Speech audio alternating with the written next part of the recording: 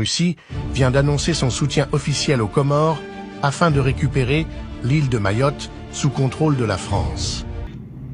Très bien, frères et sœurs, Africains et Africaines. Cette vidéo, elle est très importante, non seulement pour les Comores, mais aussi pour toute l'Afrique. Prière de suivre cette vidéo jusqu'à la fin, s'il vous plaît.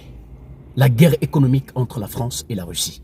Elle est très importante. Suivez-la jusqu'à la fin, puis partagez largement. Vous qui n'êtes pas abonnés, abonnez-vous, car on a beaucoup de choses à se dire.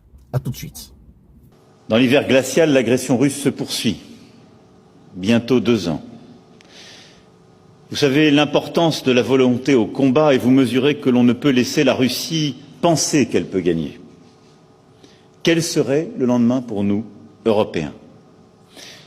Je l'ai dit dès le début, nous ne sommes pas en guerre contre la Russie, mais notre devoir est de rendre leur victoire impossible. Nous ne sommes pas en guerre contre la Russie, mais notre devoir, c'est de rendre sa victoire impossible. Mes frères et sœurs, c'est une guerre économique entre la Russie et la France. Pendant des siècles, la France détenait le Mali, le Burkina et le Niger. Mais à cause des attaques de Emmanuel Macron vers la Russie, quelle est la riposte de Vladimir Poutine? La riposte de Vladimir Poutine, ce n'est pas militaire ni rien. C'est un président qui est très très intelligent, qui est là pour défendre son intérêt et défendre son pays. Tout en aidant les autres pays. Depuis combien de temps l'Afrique est dans la main, l'Afrique francophone est dans la main de la France? L'Afrique régorge toutes les matières premières pour se développer. Mais jusqu'à présent, l'Afrique est toujours à la même place depuis des siècles. La riposte de Vladimir Poutine de la Russie, c'est de frapper tous les points stratégiques de la France. Toutes les sources économiques de la France. La Russie a récupéré le Niger dans la main de la France. Elle a récupéré le Mali dans la main de la France. Elle a récupéré le Burkina dans la main de la France. Où est-ce que la Russie veut encore récupérer? Suivez-moi cette vidéo. À tout de suite. La Russie vient d'annoncer son soutien officiel aux Comores afin de récupérer l'île de Mayotte sous contrôle de la France. C'est l'ambassadeur de la Russie aux Comores qui l'a annoncé à la presse comorienne lors d'une interview en début de semaine. L'île de Mayotte est une île comorienne qui a refusé de rejoindre de l'Union des Comores lors de l'indépendance du pays en choisissant de rester avec la France. Les médias comoriens ont relayé massivement les propos de la Russie pour la récupération de Mayotte sous contrôle français. Les Comores n'excluent pas une action militaire en dernier ressort. Le président Poutine a promis au président comorien un soutien diplomatique de la Russie au sein de l'ONU pour le retour de l'île de Mayotte. Les propos russes ont été reçus avec enthousiasme par les Comoriens. C'est un nouveau défi pour le président Macron qui fait face à l'offensive de la diplomatie russe dans le continent africain qui est de plus en plus attiré par les offres diplomatiques, économiques et militaires. Frères et sœurs, la Russie, Vladimir Poutine est trop fort. Il est trop fort. Vladimir Poutine, pour moi, c'est le président le plus puissant au monde. Vladimir Poutine.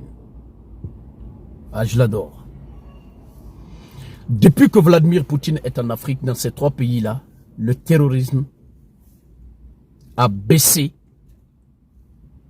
de 90%. Mes frères et sœurs, la France était là. Le terrorisme ne faisait que flamber. Et là, aujourd'hui, ces 3 pays-là sont équipés des armes lourdes aujourd'hui contre les terroristes. L'Afrique avance. Les vrais fils dignes de l'Afrique se lèvent enfin. Depuis que la France est devenue France, Le moment que la France traverse là, le moment que la France traverse, c'est l'un des durs moments de l'histoire de la France après la Deuxième Guerre mondiale. Avec Emmanuel Macron, sous l'ère Macron. Pourquoi? Parce que Emmanuel Macron se croit, c'est-à-dire c'est un président arrogant, un jeune qui, je sais pas, qui n'a pas de respect pour ses aînés. Quand il vient en Afrique, il parle aux Africains, on dirait que c'est lui qui a confié l'Afrique aux dirigeants africains quand il vient, le grand chef. Voilà, je suis là. Vous devez tous vous taire. C'est moi qui parle. Et quand je parle, ça s'arrête là. C'est-à-dire, il parle aux Africains, on dirait un père qui parle à son fils ou un maître qui parle à son esclave. C'est pour cela que la France perd progressivement sa source économique dans les pays africains. Les trois grandes sources, le Mali, le Burkina et le Niger, la France a perdu ces trois pays-là. La France a perdu ces trois pays-là. Et la France va bientôt perdre les Comores. Mes frères et sœurs, je vous laisse écouter un discours d'Emmanuel Macron. La façon dont il parle aux Africains, on dirait quelqu'un qui parle à son esclave. Écoutez-moi cette vidéo. Et je vous reviens encore. Nous avons des intérêts à défendre. Et je pense que quand on parle d'Afrique, il faut le dire clairement, parce que ça va beaucoup mieux en le disant. On ne va pas faire le bien commun. On a des défis communs. Le changement climatique, c'est un défi commun. Essayer que la jeunesse africaine trouve un avenir, je dirais que c'est un défi commun, parce que ce sera aussi notre problème si on n'y arrive pas. Mais on va défendre des intérêts. Et c'est ça un partenariat réciproque et équilibré. C'est qu'on ne prend pas les gens pour des imbéciles. On ne dit pas on arrive chez vous parce qu'on va faire le bien chez vous à votre place. Parce que vous n'êtes pas capable de savoir ce qui est bon pour vous, de le penser ou de le faire. Non. Frères et sœurs, vous venez d'écouter Emmanuel arrogant, Macron. Ce qu'il a dit là, il a parfaitement raison. Il a parfaitement raison. Dans sa parole là, il a parfaitement raison de ce qu'il a dit. Il ne peut pas venir faire le travail à la place des Africains. On a un défi commun. C'est le réchauffement climatique. Mais pas d'intérêt commun. Frères et sœurs, il a parfaitement raison. Mais sa façon de parler, c'est-à-dire, il parle, on dirait que ce n'est pas un président en fait. Ne nous prenez pas pour des imbéciles. On ne peut pas venir faire votre travail à votre place. C'est-à-dire, il parle avec arrogance. Il parle, on dirait quelqu'un qui parle à ses enfants. Il parle, on dirait quelqu'un qui parle à ses esclaves. C'est avec arrogance, c'est ce qui fait très mal. C'est ce qui fait que la France perd progressivement sa source économique en Afrique. On a besoin du respect. Les Africains ont besoin du respect. Si tu viens chez nous, parle-nous gentiment. Nous ne sommes plus vos esclaves.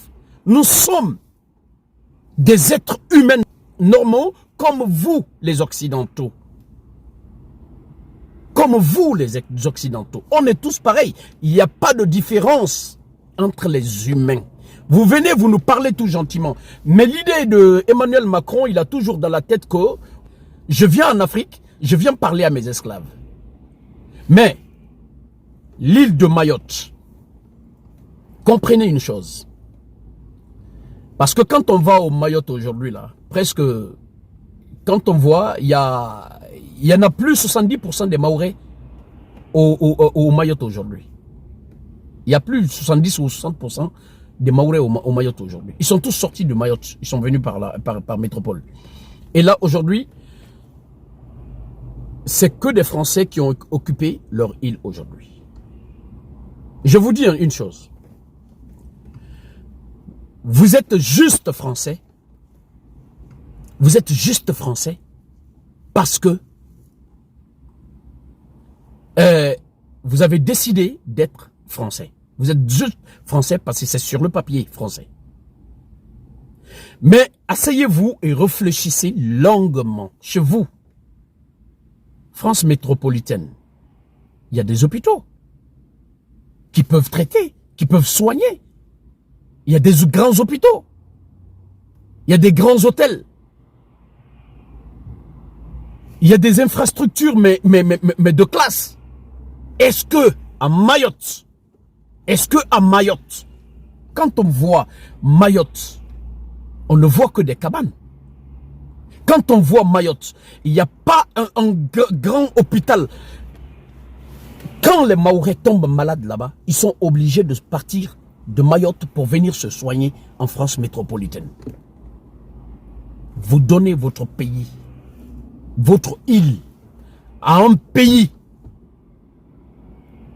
Et ce pays-là ne prend pas bien soin des Mahorais. Vous ne vous asseyez pas, vous réfléchissez bien. Vous ne vous asseyez pas et vous réfléchissez bien. Votre île est comment aujourd'hui? Vous sortez tous de Mayotte.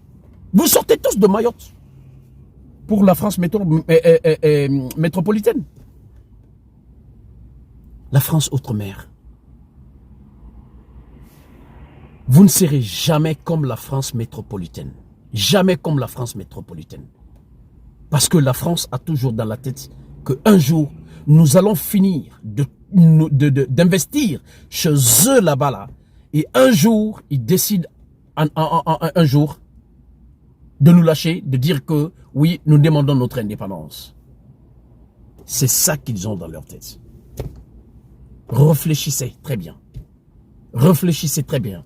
Et prenez votre destin en main. L'Afrique doit être libre. Tous les pays africains doivent être libres. Tous les pays africains doivent être libres.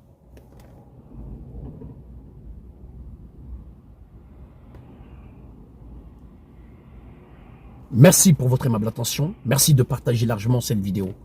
Vive l'Afrique, unie et solidaire. Je vous remercie.